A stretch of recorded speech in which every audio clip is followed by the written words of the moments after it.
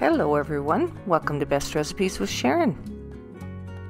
Today we're going to be making grandmother's famous cranberry bread. And perhaps the name pretty much speaks for itself, but once you've had this bread you'll really enjoy it and make it over and over again, and you don't have to wait for a special occasion to do it. But having said that, it's great for Thanksgiving and Christmas. So alright, let's get right to making the recipe. Start by preheating your oven to 350 degrees Fahrenheit. Measure and add 1 cup of white sugar to the large mixing bowl. Then crack open 1 large egg and add that. Measure half a teaspoon of baking soda and add that to the bowl. Next, add 1½ teaspoons of baking powder. And then we'll add 1 teaspoon of salt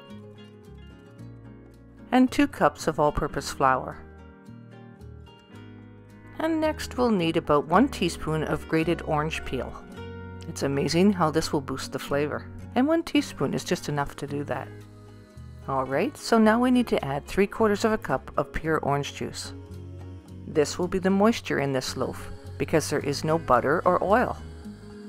Now then, mix that until it's really well combined.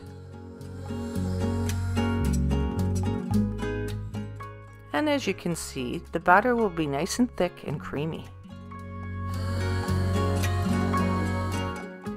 Now if you're using an electric mixer, this is where you would remove the paddle attachment, and we'll convert over to mixing with just a large spoon, because we're going to be adding our cranberries and our raisins.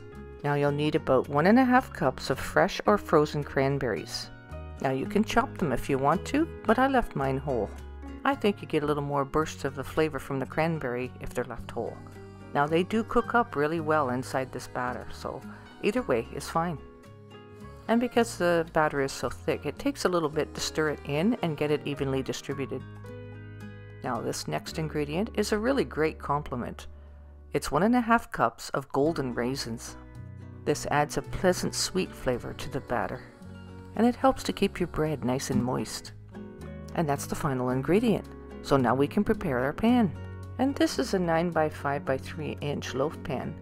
And I'm going to grease it down the sides and the bottom, and then add a little parchment paper on the bottom. But I'm also going to save back a little bit just to put into small mini loaves, just to show you that that can be done as well. That means that my large loaf will be a tiny bit smaller than it would be if you put all the batter in one pan. And you want to make sure that it cooks through nice and evenly as well. So the depth of your loaf matters. So we'll scoop this up here and put it into the pan. You can see the batter's quite thick. So just spread that out with a butter knife, and that is how thick it's supposed to be. And I saved a little bit of batter back, just enough to make a couple of mini loaves. And I use this pan because this is what I use for some of my cornbread. So this is really nice if you want to make individual servings. So alright, we're ready to put it into the oven at 350 degrees Fahrenheit and place them all on the middle rack. So the mini loaves will take about half the time to bake as the large loaf. And the large loaf will take probably 45 to 50 minutes. The mini loaf between 20 and 25 minutes. So the mini loaves are done first, of course, because they're smaller. So I test them with a tester and it's coming out clean. So they're ready to just loosen the edges a little bit. I let them sit in the pan for a bit just to actually have them sweat a little so that they'll come out of the pan easier. Then remove the parchment paper on the bottom of each loaf, and it would be a good idea to put them on a wire rack to cool off. So what do you think? Aren't these cute little loaves? Now the larger loaf still has a little bit of time left to cook, so we'll set our timer so we don't forget, and check it every once in a while. I put a little tin foil over the top to make sure that the browning on the top doesn't brown too much before the rest of the loaf is cooked through. And I'm taking a tester and checking the middle to make sure that it comes out clean.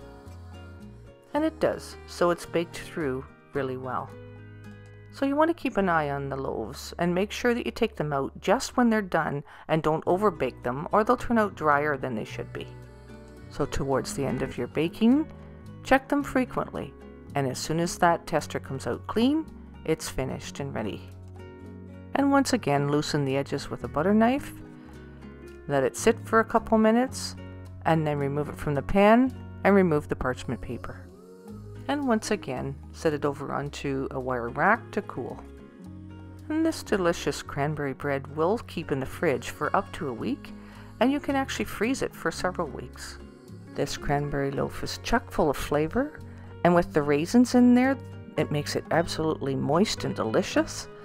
And I think you'll really like it as a snacking bread, or on the side. It's a great complement to any meal.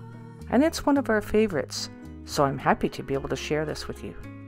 Thanks so much for watching, and for subscribing and making comments in the comment section.